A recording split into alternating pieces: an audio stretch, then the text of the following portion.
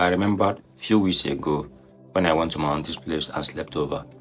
And during when we were about to sleep, she called me for us to pray before bed, but I turned it down. At first, she thought that it was because I was tired. Then again, in the morning time, she came and called me for morning devotion. And still, I turned it down. And while she was leaving the room, she was murmuring. She was saying, Amaroma ibu nwekwensu, meaning, I don't know if you are the devil's child, which I smiled when I heard that.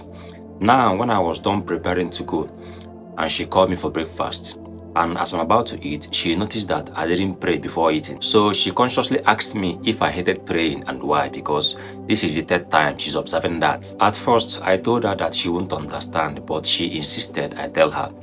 So my answers was like this. First of all, I told her that she should close her eyes and imagine what God looked like, which she did after many persuasion, and she imagined how God looks like. She said that God is white, on a throne, wearing a white robe, and God is in heaven. Then she opened her eyes. So I asked her, aren't you forgetting something? She said, what? I said, God's white beard. She said, yes, and that as well. And I started laughing. She asked, why am I laughing? And I told her that is the imagery of God they showed to you, which is a lie. Because it is obvious you got that concept of God from watching the Passion of Christ, from the Bible story, the paintings of Jesus and God in the church, and the description of God in the Bible. True or false? She said true. I asked her again, who told you God is a he? She said the Bible. And I said, okay. Apart from the images and the description of God in the Bible, which created a fictional being in your head, tell me, do you see God? She said no, but you feel it, right? She said yes. And I said, that is what the source of life really is, because it is nothing but pure awareness and energy, the consciousness which is in me and also in you. And that is why it is said that God is in everyone. So what is in every one of us right now?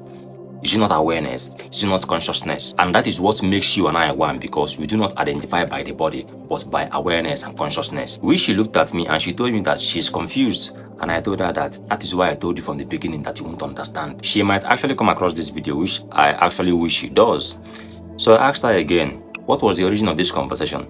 She said, so why I don't like praying. And my answers was simple, which is that God is a frequency you align with, and not a person in the sky or anybody to pray to, because God do not answer prayers. Rather, it is a frequency you align with. But you can send your prayers to the devil, and that is who really wants it. So she asked me, then who is the devil? And I answered, you and I are the devil. So she asked me how. I said, because we are consciously God and the devil through alignment. Then she looked at me with more confusion than she was in the beginning, which I know fully well that even if I talk from now till tomorrow, she won't understand it. So I left her with this. If truly hell is real, then hell is empty and all the devils are here. Because in the book of Revelation 12:7-9 says that the devil was cast onto earth. I still wonder the kind of God that you put his children in the same place with his enemy. So with this being said, he automatically becomes hell, because you and I knows fully well that according to the Bible, that the devil was cast onto earth in the book of Revelation, and you and I knows fully well as well that the devil is in hell. So if you look at the description of hell in the Bible, you are going to see that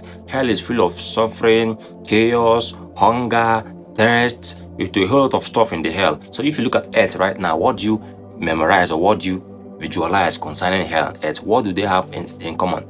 Is it not suffering? So that is what makes here hell. That is why you need praises to feel validated. Just like the God of the Bible that needs prayers to feel superior. That is why when you do something for someone, you need their gratitude to feel sense of worth. But when they do not show gratitude, you automatically boil into hatred or fume into anger. And the same thing goes to the imagery of that God you pray to. Because if you read about that God very well in the Bible, you realize outrageous things he did because he wasn't praised or prayed to. But in all this I've said, I'm not here to convince you to agree with me.